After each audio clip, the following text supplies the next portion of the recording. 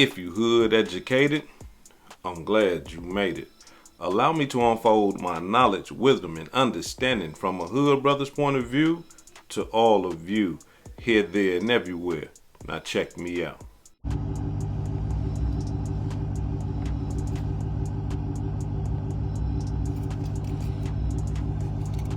Yo, what's the word, y'all? He right here. That shit tells you. And on Facebook?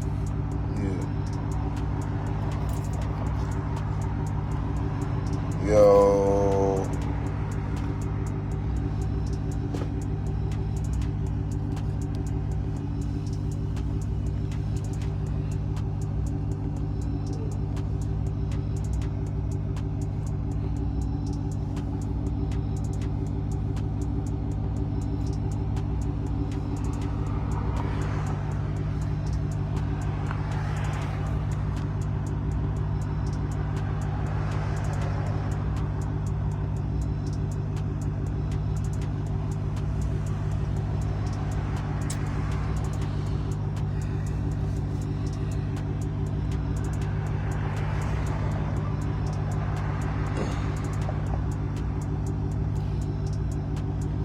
Yo, what's the word? Hey, look now, my boy Ball. Shout out to Officer Big Back and everything. My boy Ball here went live earlier on a topic that had happened. Don't mind the yellow interior. That ain't nothing. But anyway, my boy spoke upon some shit that went publicly about a situation that happened, you know what I'm saying? Motherfucker got on shining light on his other things, thing that be going on and everything. Oh, hold on, wait. Let me see. Hold on, wait. My back hurt.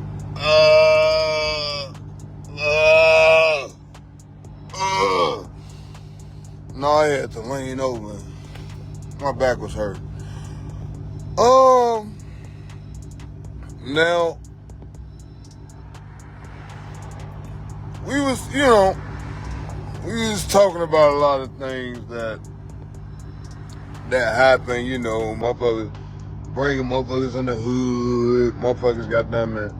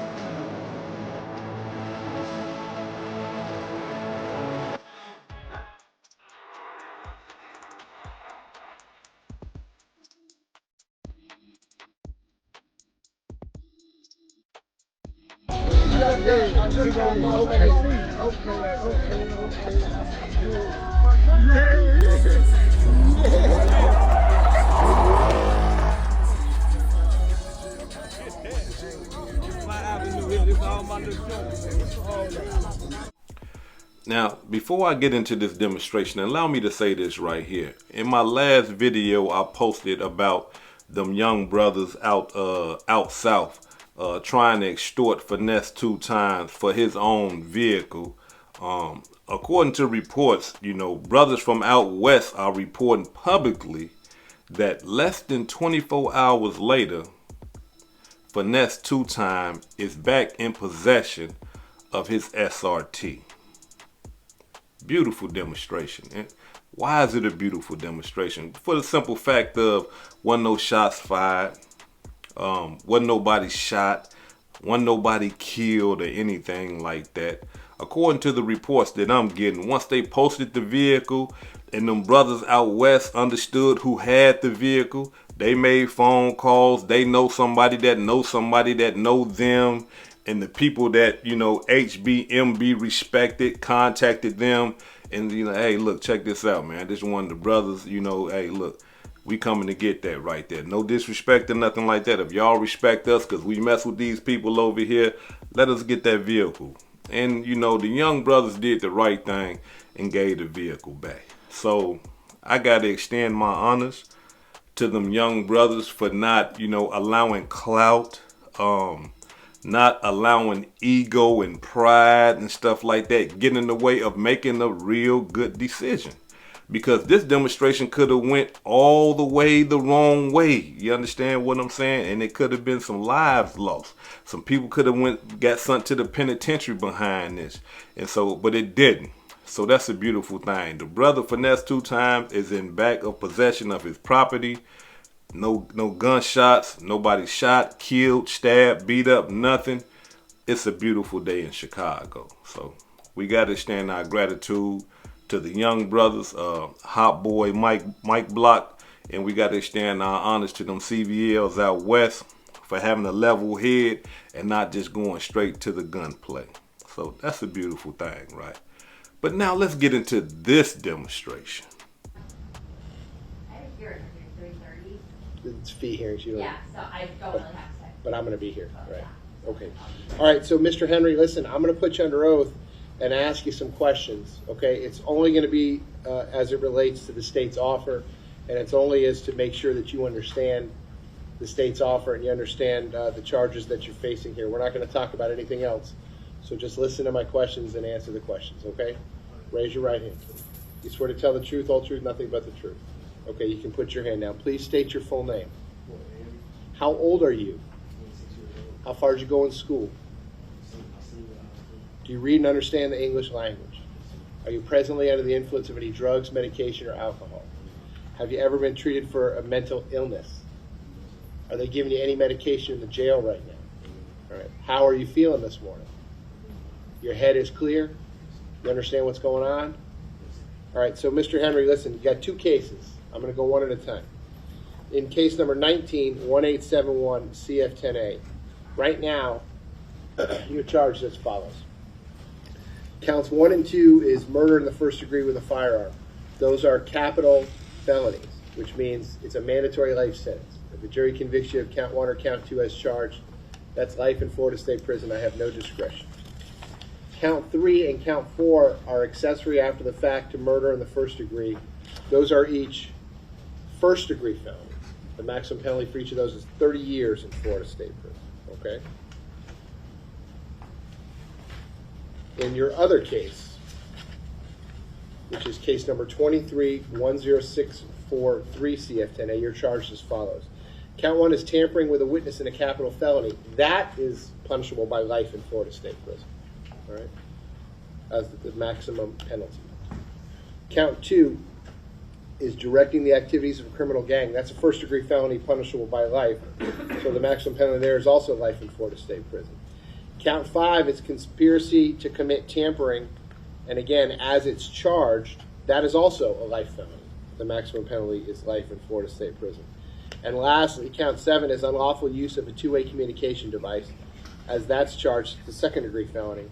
The maximum penalty is 15 years in Florida State Prison. So right now, as to all the charges that you're facing, the maximum possible penalties are as follows. It's life in Florida State Prison, followed by life in Florida State Prison, followed by life in Florida State Prison, followed by life in Florida State Prison, followed by life in Florida State Prison, followed by 75 years in Florida State Prison. Do you understand the charges and the maximum possible penalties involved? Okay. So, Mr. Henry, the state is telling me that they're extending an offer to you, and the offer is as follows. In case number 19-1871 CF10A, they're going to null pros or drop counts 1 and 2, both first-degree murder charges. Okay, and in exchange for that, as to counts 3 and 4, in that case, the accessory after the fact to murder in the first degree, you're going to plead no contest to both of those. And as to the 4 counts in case number 2310643 CF10A, you're going to plead no contest to all 4 of those counts. And in exchange for all of that, the state is offering that I would adjudicate you guilty and sentence you to the bottom of your sentencing guidelines, which is 195.45 months, about 16, it's a shade over 16 years and 3 months. 16 years and 3 months. All of those sentences will run concurrently, that is at the same time with each other. I would give you credit for all the time that you have served, understanding that you have a lot less credit time on the 23 case because it's a newer case. So that is what would be controlling. Whatever credit time you have on the 23 case, you can subtract that from the 100 I think and... he actually has more time on the 23 case than the 19 because he's out of custody. Oh, okay. Well, whichever case you have more time, less time in custody, that's what would happen. And you get the credit for all the time that you've served. And again, that sentence would be 16 years, a shade over 16 years, 3 months in Florida State Prison. I would have to order restitution. The state would tell me the amount of that restitution. That restitution would be joint and several with any of your other co-defendants. If any of the other co-defendants were convicted at trial or entered pleas. In other words, the restitution only has to be paid once, but each person is responsible for 100% of it. All right, but as soon as it's paid, it's paid. I would have to impose mandatory court costs in each case, and I would have to impose a mandatory cost of prosecution in each case, which is $100. So, Mr. Henry, do you understand the offer that the state is making to you? Okay, the 16 years, 3 months, and a shade more. So I'm going to pause on it at this point, Mr. Henry. It's going to give you some time, whether that be tonight or also over the weekend, to talk to your lawyers about it. Make sure they answer all your questions, talk to your family about it so you can make a decision as to what you want to do. Now, let me explain this to you, sir. I can't make the state make you an offer, and I can't make you accept any offer. I'm just the referee, okay? This is a business decision between you, your lawyers, and the state. And if you want to accept it and resolve both cases that way, that's fine with me. And if you want to have a trial in both cases, that's fine with me too. It doesn't matter to me in any way, shape, or form. But whether it be tomorrow, when I see you tomorrow, and then Ms. Wilcox, she already has tomorrow at 9 o'clock, that'll remain on. But I'll put them on both cases as well next Tuesday, which is September the 9th. Let's just call it 1:30 in the afternoon. September the 9th at 1:30 in the afternoon. We'll call it trial status in both cases. That's when we're gonna have to finish this conversation, Mr. Henry, and you're gonna have to tell me that either that you understand the offer that the state's making, that your lawyers have answered your questions about it, and then you're gonna have to tell me what your decision is, whether you want to accept the offer or whether you want to reject the offer. Mr. Henry, the one additional thing that I like to talk to people who are sitting in this situation that you're sitting in right now, and I have this conversation is as follows. The reason that I'm doing this is because I want the record to be clear what the state's offer was, and the record to be clear that you understood it and that you had enough time to talk to your lawyers about it. You had enough time to talk to your family about it. You weren't under any pressure to make a decision, whatever you thought was in your best interest. Because it goes kind of like this. And I'm sure your lawyers could speak to it better than I can. If you accept the state's offer, that's fine.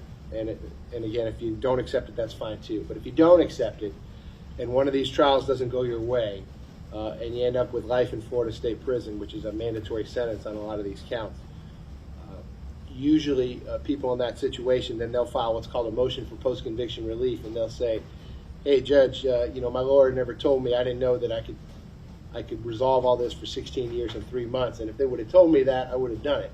And now I'm sitting here with a life sentence. So that's the reason I'm having this conversation now. So the record's going to be crystal clear on that issue. If it doesn't go your way, that argument's not going to be available to you to come back and say, hey, my lawyers didn't tell me about this, or I didn't know about this. So that's why I'm talking to you about it now. So, Mr. Henry, do you have any questions for me about the maximum possible penalties involved, or what the state's offer is to you as we're talking about it right now? Okay. All right, so I'm going to pause on that part of the conversation. Now, that's a cold-blooded demonstration. I'm talking about. Listen, let me say something to you young brothers, and some of you classic brothers and sisters, and some of you young sisters as well. Look, you don't want to be in Bortlen's situation. You don't want to be sitting in the dungeon and when you get taken from your dungeon, you sit in a courtroom and there's a man up there telling you that, look, this is a business deal. A business deal? You mean to tell me spending 16 years of my life, or what, 13 years of my life in a penitentiary is a business deal? Oh, I guess it's a business deal because I can either spend the 16 or I can spend the rest of my life. And so according to the judge, this is a business deal. Look, listen, let me tell you something. You don't want to be this young man. You don't want to be him. Let me tell you something. He's sitting in the dungeon, in the county jail. He's sitting in that dungeon every single day thinking, man, I should have.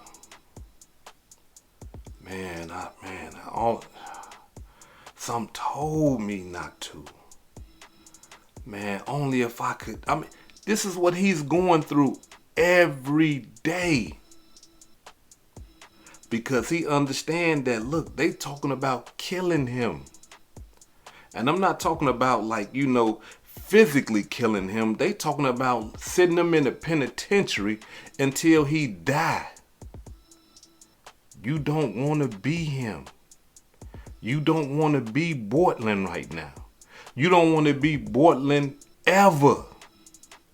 Because Monday, he got to make a decision.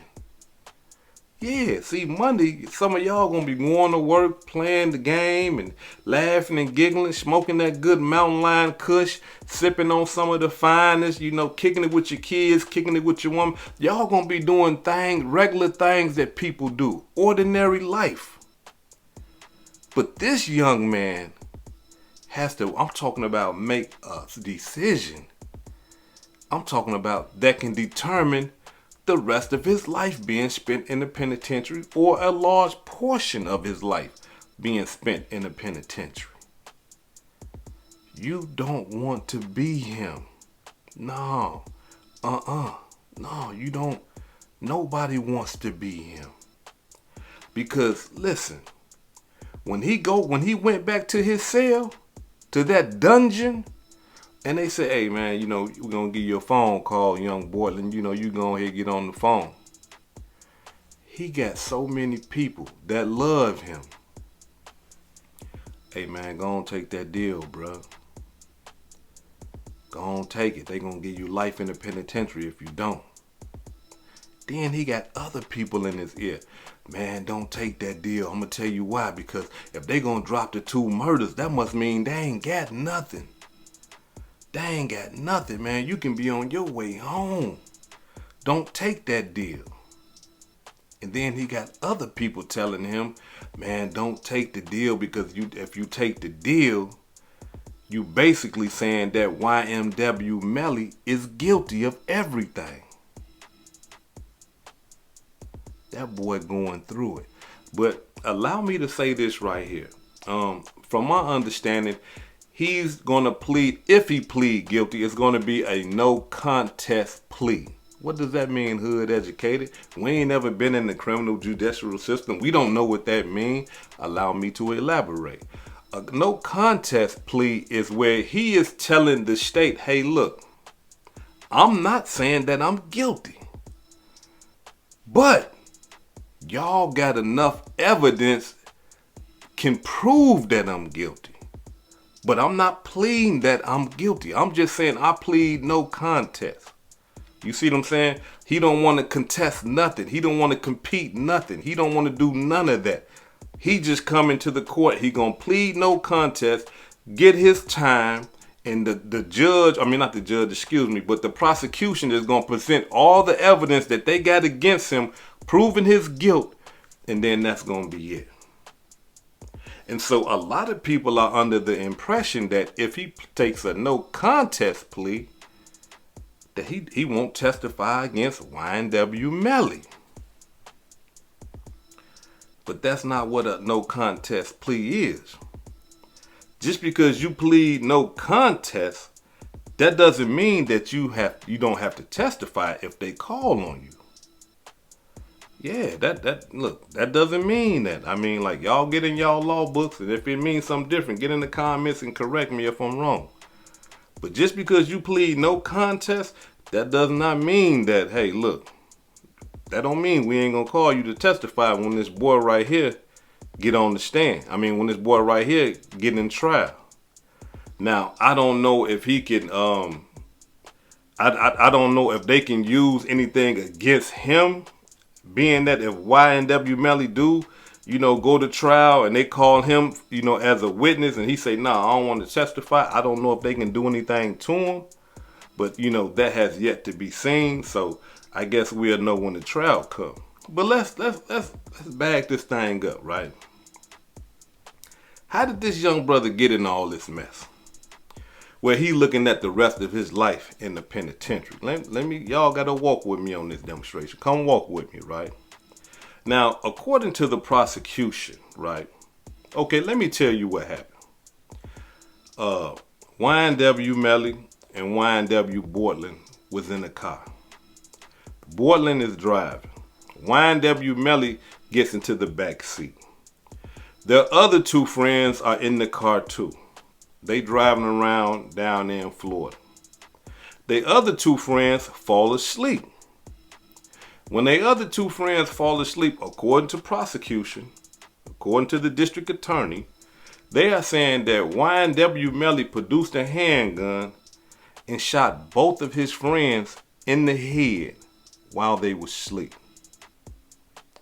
They rolled around with the dead bodies for some time until they found a nice dark area. They jumped out the car, shot the car up. YNW Melly and Bortlen shot the car up, or one of them shot the car up. Bortlen drove the car to the hospital. My friends is shot. Somebody shot my friends. It was a drive-by shooting. Go speak to homicide detectives. What happened? Yeah, we were just riding down the street and some guys pulled up on us and they just got to shooting at us and shot both of my friends in the head. But little did they know, little did the police know, YNW Melly had Bortlen drop him off. So he didn't pull up to the hospital with Bortlen. He ain't pull up to he didn't pull up to the hospital with Bortlen, and he ain't go speak to the homicide detectives. They didn't even know he even existed.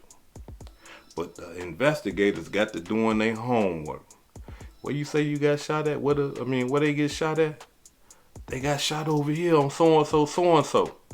They go over there, do an investigation. They don't see no shattered window glass stuff on the ground. They don't see no bullet fragments, no bullet casings, or none of that type of stuff around.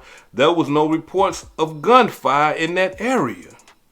And we all know when people hear gunfire, a lot of people gonna call the police. Hey, I just heard 5,000 shots over here. Something going on. This sounds like a war zone. Nobody called in. So when the investigators got to doing their homework, they come to understand that, wait a minute, this was not a drive-by. These boys has got shot in the head and got shot in the body from the left side, right? They were saying that the bullets Bortlen was saying that the bullets came from the right side of the drive-by. No, these boys got shot in the head and in the body from the left side. Something ain't right here. Something wrong. So they got the bagging up. The homicide detectives, they got the bagging up, doing real homework. They come to find out, wait a minute, they get video footage. As a matter of fact, check it out.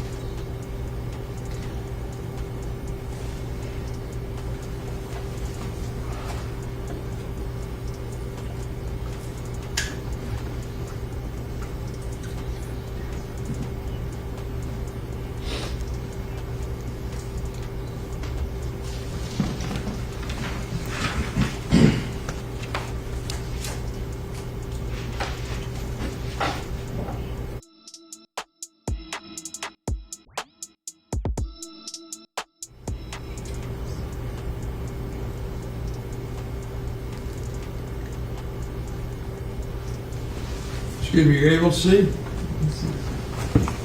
Yes? All right.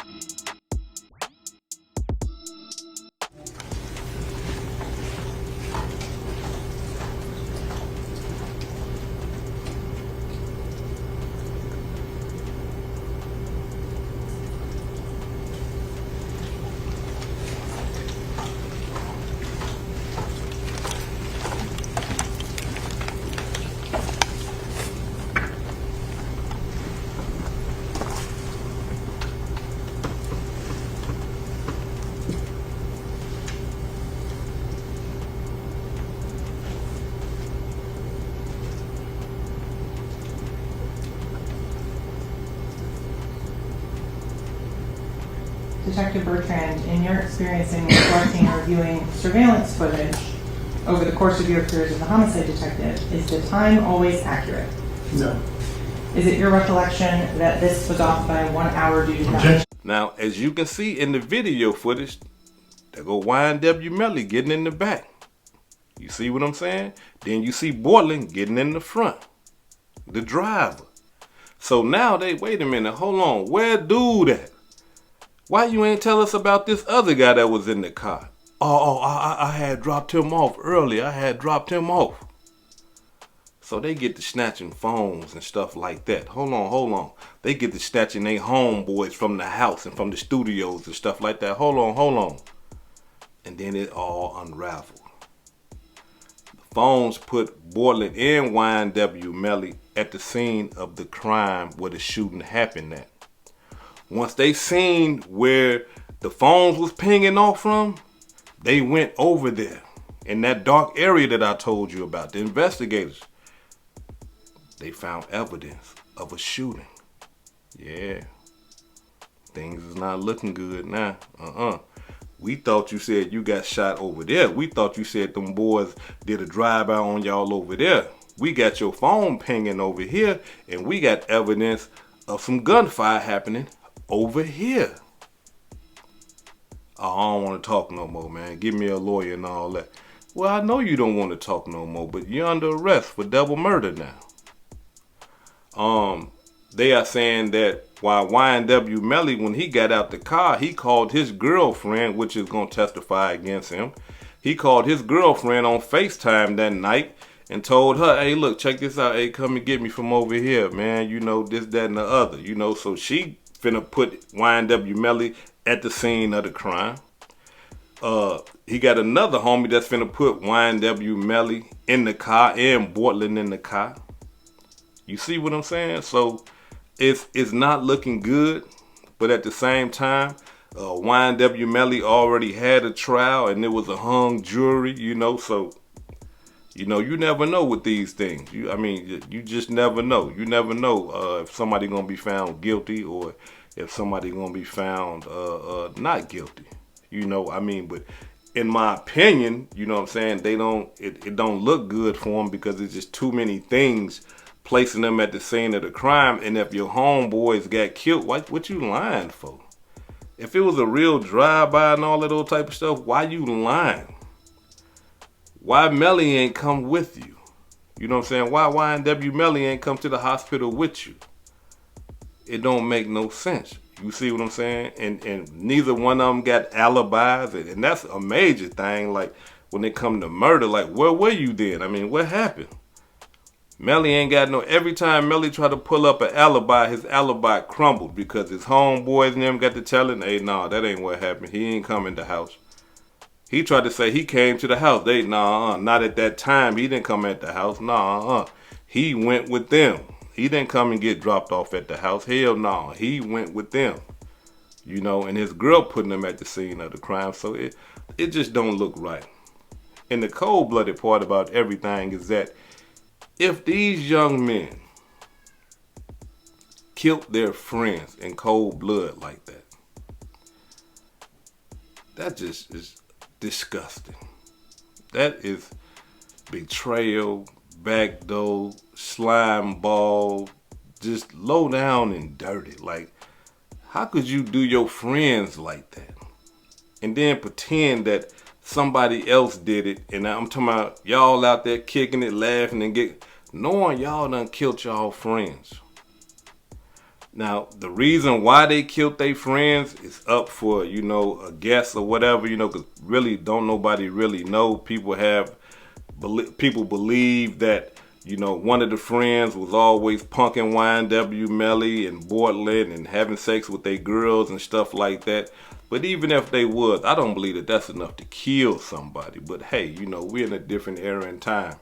And I shouldn't even say that, because people will kill you behind a woman. Like, it ain't, that right there is not no guesswork. People die every day behind women. So if that was the case and that's what he believed, that his homeboy was doing that, I know he probably wishing that he wouldn't have never killed him now, because that girl is gone. And that girl is going to testify against him in his trial, talking about YNW Melly. So again, Bortlen, he got a life-changing decision to make. Is he going to be a gangster? Is he going to be street and say, man, I'm riding with my homeboy, man, I ain't taking no deals.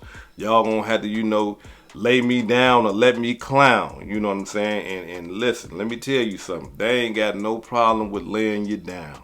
Not at all. Now, before I depart, allow me to say this right here to the young brothers and the young sisters, and some of you mature brothers, you classic brothers and classic sisters that pay attention to my channel. Before you had to kill a friend, before you had to, raise a gun at a friend, leave them alone. Stop messing with them. Don't play the middle and all that. Talk to them. Look, I'm done. I'm not talking to you no more. You ain't even got to say them words, just your actions. I'm not coming around you no more. Where you at? I'm not going over there where you at. Don't you call my phone, I'm not answering anything. Whenever somebody show you any type of signs of betrayal, any type of signs that they will cross you, cut them off. It's not worth it. And not only that though, if you got somebody that you call your friend and you see them betraying other people, you see them backstabbing other people, you see them backdooring other people, get away from them. They are showing you their moral compass. They are showing you their characteristics. That they will betray somebody, that they will backdoor somebody, that you're supposed to be cool with. Get away from them. And you might think to yourself, hey, I'm special. He only do that to them. He won't do that to me. I'm special. This is my close homeboy. That's not it. That's not it. You're not special. He just ain't got mad at you yet. She just ain't got mad at you yet. That's all that is. Because once they get upset at you, you on the plate. Period. It's just that simple. Because I need y'all to understand something. When somebody show you who they are, don't assume it and don't let it go over your head and all that. Believe them. What makes you think in your mind that they won't do it to you if they would do it to somebody else that y'all cool with? The thing is this right here. The reason why it hasn't been done to you, they ain't had the opportunity yet. That's it. That's it. Once they get an opportunity to backdoor you, to betray you, to backstab you, yeah, you on the plate. Look, start getting a lot of money. Start getting a lot of attention. You gonna start seeing it. Oh, dang, hold on, dang. Ain't cool like they used to be. They saying little slick stuff out their mouth now. They trying to find a reason so that y'all can fall out, so they can backdoor you. You see? So listen, when you see it, believe it.